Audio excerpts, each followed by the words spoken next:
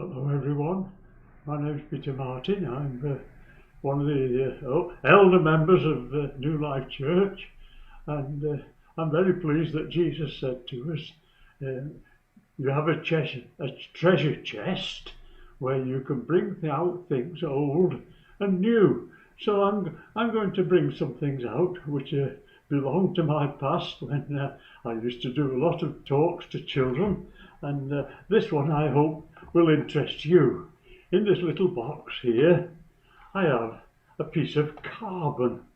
Can you see that? That's black carbon. Very interesting.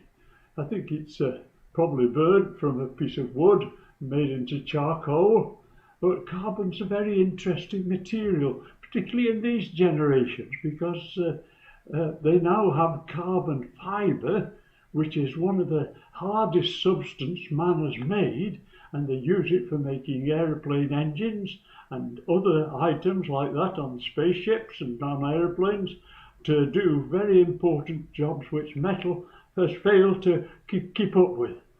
But I want to talk about this carbon because there's lots of it. I think it actually forms part of our body as well. I'm not sure about that, but I believe it does, because it's a material which it belongs to the earth upon which we live. And this piece of carbon has properties which are quite remarkable. So I'm going to bring something else out of my little box here. I wonder whether you can see this. In the middle of this brooch, oh, I wish you could make it glint, yes, a little bit, come on, glint up, is a diamond. And it's not actually, I'm kidding you, it's not actually a real diamond, it's an artificial one. But never mind that, because it's very special. Diamonds are one of the hardest natural substances we find in the earth. You can't produce it. Nobody can make a diamond. They can make artificial diamonds, which they use on grinding materials, but these kind of diamonds, which are found in the earth, are found largely in Africa, and they have diamond mines where they bring them out, and they don't come out like this all sparkly. They have to be cut like that with a skilled workman who chips them off and polishes them up with all these different qualities of being able to reflect light. And one of the things about a diamond, it reflects 85% or 87.5% of the amount of light that goes into it. That's one of its qualities which makes it glitter, makes it beautiful, makes it precious. But also it's so hard, nothing can destroy it. There's nothing on this earth which could destroy a diamond. You can put it through all sorts of difficult situations and it won't be destroyed. It's been made in the earth. And would you believe it? It was made from this carbon. That's what it came from. But we can't make it. It was made in the beginning of the earth, deep in the ground, where there was huge pressure put on this carbon and difficult situations which caused it to be formed into a diamond.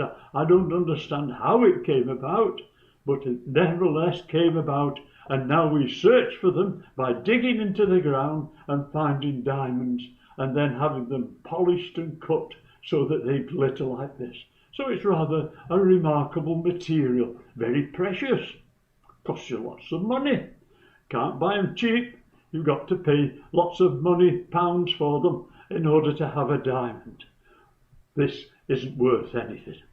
It is actually, in fact, a button. A very nice button, but it's a button. That's what it was for somebody's very important garment which they were wearing. I don't know whose it was, but it belonged to Mandy's relatives. Well, that's what I wanted to say about carbon. But that's about our life too.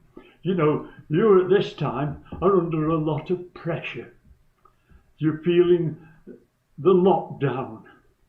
And it was pressure which turned this